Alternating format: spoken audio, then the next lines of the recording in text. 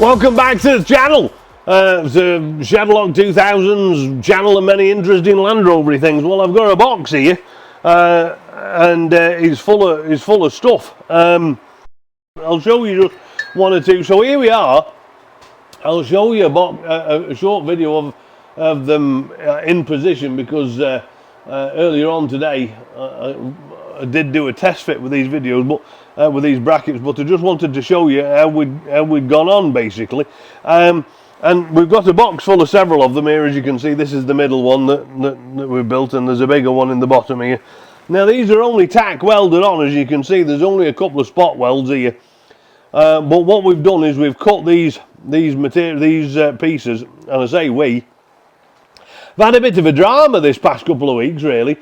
I did tell you in the last video that I got very busy all of a sudden, and I did.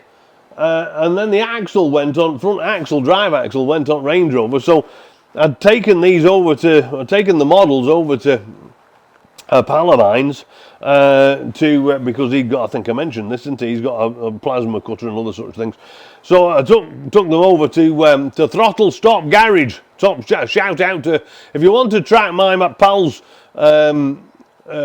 content, he has got a video channel, a YouTube channel himself, Throttle Stop Garage. I'll link it in here somewhere, and he does a lot of content on well, he's rebuilding a Volvo or some sort and turning it into a race car or something, and he's got some very interesting content, and he's done some carbon fibre panels and quite a technical boffin. Anyway, he's a good pal of mine, he is, and so I took him over to him because he'd got these laser cutters, plasma cutters, and it'd just be easy to do the thing. Anyway, I took him over, and then axle on Range Rover gave up. So anyway, long and short story is that because of the drive axle drama, and because I had to go straight, when I got this ready, I had to go straight from that to job, I didn't get a chance to cut this stuff. But my pal did, so many thanks to him, Throttle Stop Garage, for actually stepping up to Mark and helping me out of a job. So anyway, so what he's done is he's cut these parts from that template that I made, and he has recorded some time-lapse video, which is very kind of him. Knowing that I wasn't going to be able to be there, I did ask him if he wouldn't be able to record some of the process so that I could share what we were going to do with you. And unfortunately, I never got the chance. But anyway, what you see him doing here is you see him taking measurements from these models. Now, originally, we were going to cut the models apart and use them to mark the steel with, but he actually found it easier to just measure them.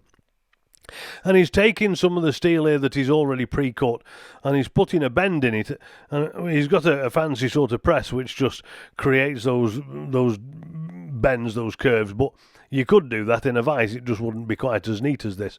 Anyways, you can see what he's doing is he's taking each of these upright parts, and he's just trying to get that profile to match the outside. The one mistake we did make here is that the upright parts, the profiles there, aren't actually meant to be parallel, and he made them parallel because they sort of looked a bit like that and measured a bit like that, but in reality they were slightly out. Now, once he's done this section, what you can see him doing now is measuring the sort of the base of the unit, and he's taking this 3/16 steel, which is quite big. In fact, it's probably over heavy duty, really.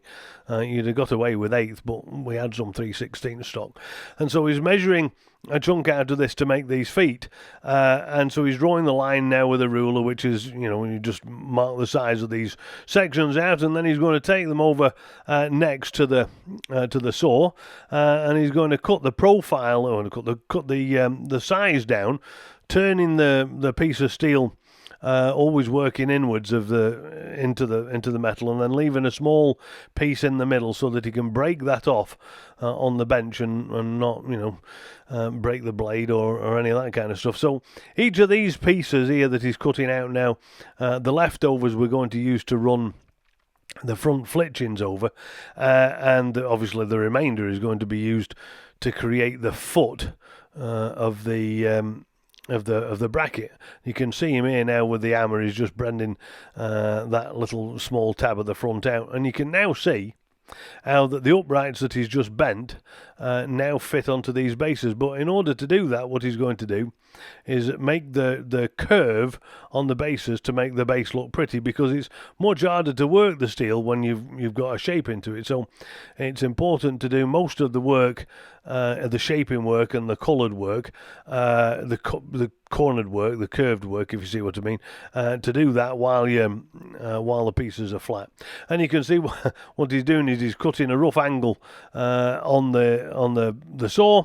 And then what's going on here at the moment is he's using a band sander to just create a more smooth curve and arc, and then that will come back with the proper shape of the foot, to match the originals.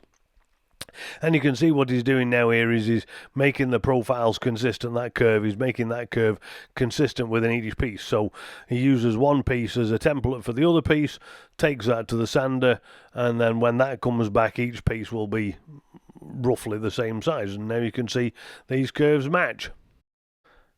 Putting the feet aside, he now decides to work on the upper section, which actually supports the roof rack itself. Now, these are a bit more complicated. In fact, they're probably the most complicated part out of the old brackets, and all six brackets have to have the same sort of profile, because the rails that run down the edge of the roof rack have all this same profile, and the roof rack kind of sits in it like you're holding it with your hand, sort of thing, really. And there's a bit of a leading edge, and I'm not quite sure what the purpose of this particular design is, whether it's aerodynamics or design or what it is. But anyway, what you can see him doing here is he's marking out the various elements of the upper part, including the slots, and he's marking that on steel that he's already bent to profile. You can see he's got a bit of a bend in it, and that's the profile of the roof rack. So what he's marking here now are the slots that are used to slide in the screws that hold the actual roof rack itself to the brackets, and you can see he's marking those out in the right sort of size. They're actually an M8 bolt, and he's used his pencils here, and you can see the black bit, that is the curve that he's got to cut out so that the bolts fit neatly against the back edge of the bracket, and so once he's got that sort of, he's made those gaps 10 mil, so that there's just a little bit of wiggle room on either side, but underneath the whole the whole roof rack is held on by a fairly large chunk of metal, really. So the holes are nothing really but space for the bolts to go through. What you just saw there was him marking the center of the holes with a center punch, and very shortly he'll move these over now to the pillar drill, and then here we are, look, and he will place them in the right angle, and he's used a bit of steel there, aluminium, so that the bracket is being held fully and in the right angle, so that these the center drill can be used to drill the holes for the U-shaped spacers, perpendicular to perpendicular to the metal it's passing through, and so he's center drilled it with the center drill, and now you can see he's finishing it off with a full size drill there, which will just allow the hole to go all the way through, and then he'll cut them out with the bandsaw, and then that will allow him to open up that slot fully, so that then the bolts can be used to slide in from the side. I'm not actually sure why they have some facility for movement, because really, once the brackets are in the right position, the bolt holes just sort of fall straight through the roof rack. Well, that's how they designed on the original, and we sort of replicated that design. And here you can see him trimming the steel to the right size before he starts then cutting into the holes to relieve that the entry to the drill hole that he's just cut.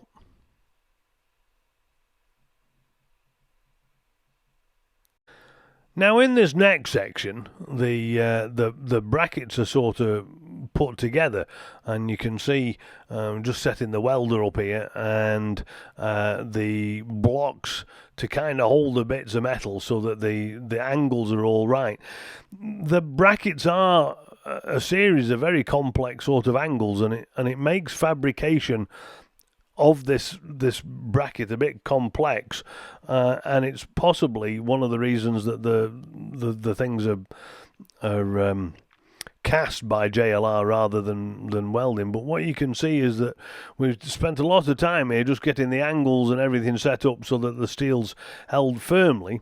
And you can see that there's a slight adjustment needed to be made here to the profile because it's not quite right. So out comes the grinder just to relieve one of those tack welds and create a little bit of space in the metal so that the angle can be brought more together with this next tack.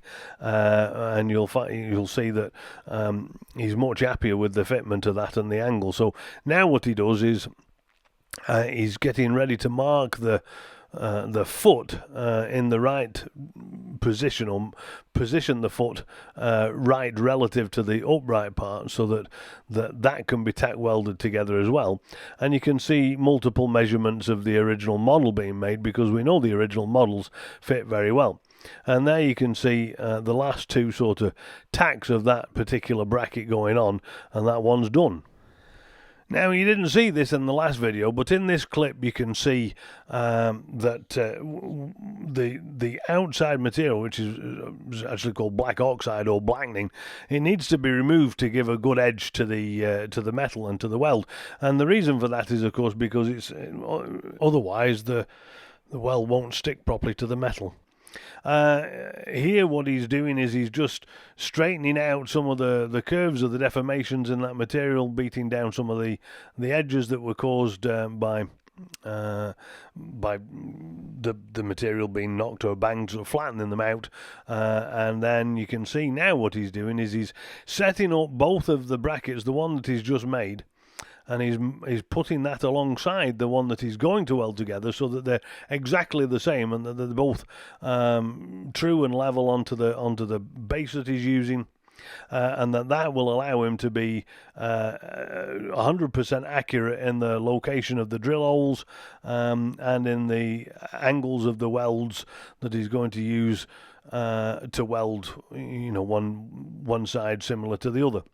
Quite a bit of time is spent here, as you can see, setting the base plate up, that little foot up, and the angled piece here that's got this complicated series of angles in it, just to make sure that it's absolutely identical to its sister on the other side.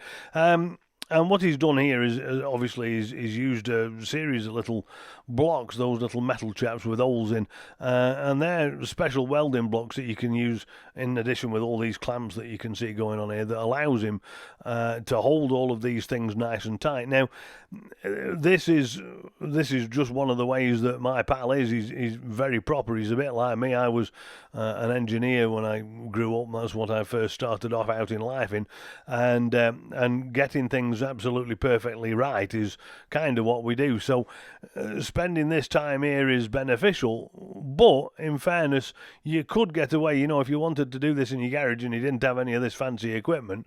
What you could do, of course, is suck it and see, basically, which is the other way of going about it. There's just a little bit more finagling and messing about, and now he's taking the measurements to make sure that the sizes of steel that he's cut are equivalent, and it is unfortunate that he just missed the fact that those uprights on the front and the back pieces weren't actually parallel, because as you can see here, just as the model on the top left corner there, you can see there's a little bit of an angle on that upright. The top and the bottom of the upright aren't actually fully parallel, but in the way that we've cut them here, they are. That caused a little bit of difficulty, which you'll probably see slightly later when I show you the fitment video, where we ended up being about 1/8 of an inch out, or maybe 1/4 of an inch out in terms of height, and we've just had to adjust that through the tack weld. And if you're wondering why we only tacked it, well, that's the reason. We knew that there would be some adjustment to make the brackets, fit nicely against the roof rack, and that couldn't be done if they were seam welded. So a couple of tacks just allows us to adjust those fitments where necessary. And you can see what's going on here is that the same protocol for the rears is being followed in the fronts, and the one pre-made bracket, or the one recently welded or recently tacked bracket, is used as a sort of a guide for the second one to make sure that they're both identical. And this is partly, the biggest reason for this, of course, is because once these grooves, the screw grooves that fasten the platform of the roof rack to the bracket, once those have been cut, the two bolt holes that actually hold the bracket to the roof, those have to be exactly right, or else obviously the whole roof rack will be sitting on the roof slightly twisted. And you can see a lot of time goes into making sure that those dimensions are absolutely spot on and even. This last 10-second clip is just to show you that the process of putting together the central brackets is pretty much exactly like the others. So they tack welded together for a test fit, so that I can put them on and put it all together, and that's what I've done, and I'll show you that video now. Right, I've got my best pal here. Look, his name's Doc, and he's 9 feet tall, so he's just holding light up for me while I can get in here, and I'm stood on the step ladder now. You can see here we've made these brackets. This tape on bottoms just so I don't scratch the roof, but you can see here that the brackets are in a roughed out shape, and they fit rather nicely. It's very difficult to show you, but they fit rather nicely just underneath this profile here, and then they'll fasten into the roof in the usual place. And you can see there's a bit of a leading edge here, but these are only tacked in place so we can get the angles spot on, and then we can sort of work on them after that. Now, the middle one is a bit more of a problem because that doesn't exist on the Discovery roof rack, so we've had to make this altogether separate to match the roof mounting points at L322. So this one's a bit more awkward because the angle here is sharper, and this angle, the support is done quite a lot further into the roof than it would appear on here. So this one's a bit more difficult to mount than others. Anyway, we've not done a bad job of getting that squared up. The downside is here is there's no holes at all in here to mount, so we'll have to drill in there and make some holes, and I'll show you on this next one how the holes mount. But so that's the middle bracket that's done, and if we just move over to the back, now this one is the difficult job because the mounting point is quite a lot further back. Now ignore the fact that there's a bunch of washers on there. I'm just short of bolts really, but you'll see that I've just got to modify this ever so slightly because we've got a tiny gap here, probably I don't know, about a 16th or an 8th or something like that, just where this back is a little lower than the front. Now the front, if we move around to the front is spot on, and so we've just got to bring this back up, and that's the point of doing this tack welding, is so that we can then adjust it without having to rip a whole seam out. So we'll just bring the back up, happen about 1/4 of an inch maybe at the very most, and then this fits lovely. Now if I just go, Doc can hold me this light, you'll see that we're not far off here. I've happened to just move these brackets a little too much, but you can see that we're already pretty lined up, or as much as we need to be, in order to get those holes through there with some mounting bolts, and we can jiggle it a bit to get them into final place, and then there'll be a little bit of movement in this bolt as well. What we're going to do underneath here is, instead of having one long piece, we're just going to have two outsidey stumps on which this sits, carries the weight onto the actual rigidity of the roof, which is obviously inside here. So there is a little bit of lateral movement, or there will be, forwards and backwards in this, and we actually only want maybe at the very most, I don't know, Doc, could you just slide that light over here, maybe like a 16th happen at the very most, and we might not be plumb at the front, so the rack looks proper. Look, I mean, I know it's only a sort of a not finished job, and we're not quite, we're not quite at finish stage, because we've got to finish welding and tidying these edges up, and then we've got to finish putting a nice torsion bar from here to here to strengthen this slipper plate and flitch this side up. And we've also just got to put a little bit of a curve in this bottom piece, but you can see it's pretty spot on there, and it looks proper. If I can just go back where Doc is here, and I'll zoom out and we'll see what that looks like. Yeah, it looks proper, doesn't it? It looks like it's meant. What we've done is we've created these out of 3/16 inch steel, and we are going to flitch them, but we can't flitch them until, of course, we've put the we've got the angles right. Now we know that we're pretty much spot on. What we'll do is we'll cut the flitch piece to fit sort of in here. I don't have a bit of something to show you really, but here we are. Look. So we'll put this, imagine this is a flitch, we'll put this flitch in here like that, and make a pretty shape out of it. And then there's one at the front as go on as well, and that'll fit something like that here, and that'll weld in, and then that'll come all the way up to here and support that, support the weight on here. But of course, being 3/16 steel, fully seam welded with 2 flitches, that'll vastly outperform the weight restrictions of the rack. The Land Rover's weight restrictions for that rack is 350 pound, I think, dynamic load, and this 3/16 bracket here will it'll hold 350 pound on its own. Anyway, so that's the story. We've just got to put a bit of a kink in here, just because the roof in the flat, and then I've ordered some. So I bought this double-sided, this isn't it, but something like this. It's an 1/8 tape, and the 1/8 tape's going to stick all on here, and then more 1/8 tape on the top, and then that'll support, just like the original does, the bracket and stop any interference. And then of course these holes here are for the mounting pieces.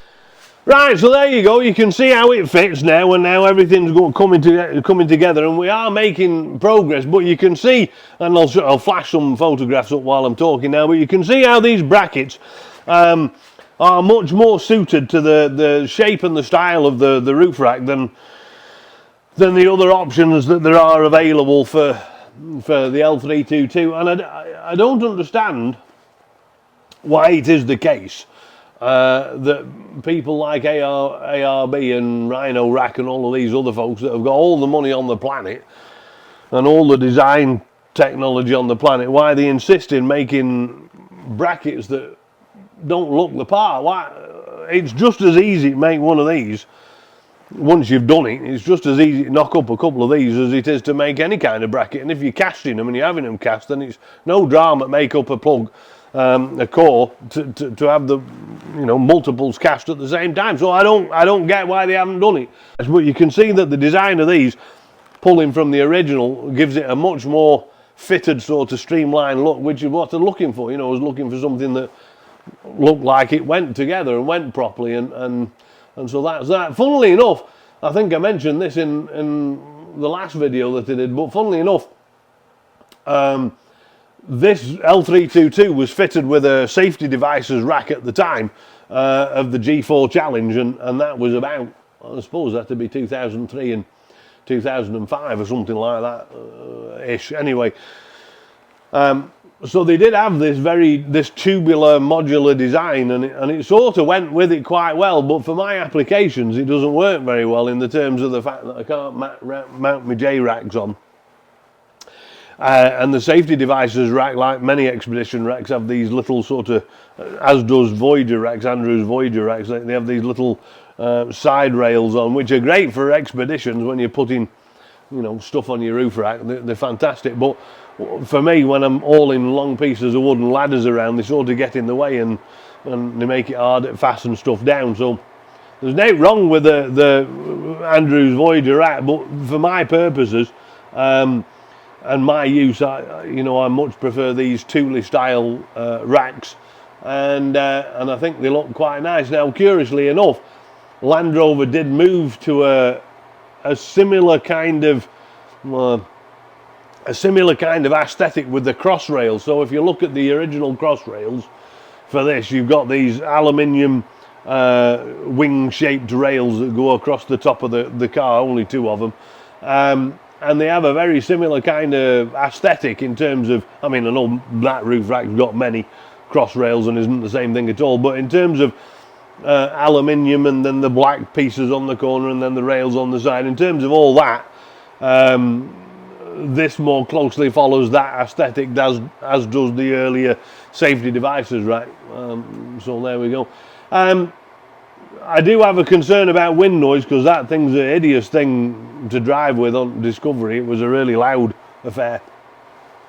I didn't have that problem on Defender. As you know, there are some people who've complained about the noise on the new Defender roof racks, and I didn't have that problem. Mine was, I think, 2 or 3 decibels more with the rack on than it was with the rack off. But on the Discovery, it was noticeably louder. Now, these all have insulated glass, sort of acoustic glass all the way around, which makes them a lot quieter to begin with. But I think I should probably have to put some sort of a wind deflector or something in, and I'm not entirely sure I'm going to make that work, but cross that bridge when we come to it. Anyway, thank you very much for tuning in. I do have a couple of upcoming videos, and I've got, obviously this one's, when we get these finished, there'll be another video on that, and then the fitting of the rack in general, and da-da-da-da-da. And I've got a couple of bits of other things kicking on, but I have got a bigger job coming on, and a bit of bad news, but the missus and I have split up.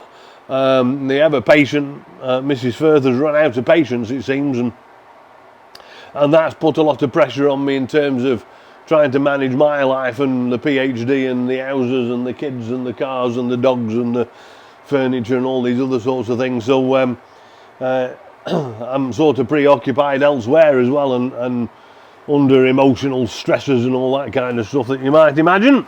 So how much content I'm going to be able to knock out from now on in the near future is a bit unknown, but I'll try and keep stuff coming, and hopefully you'll bear with me. Anyway, thank you very much again. Please do like and subscribe wherever I flash this big fancy sign, and we'll see you next time. Cheerio.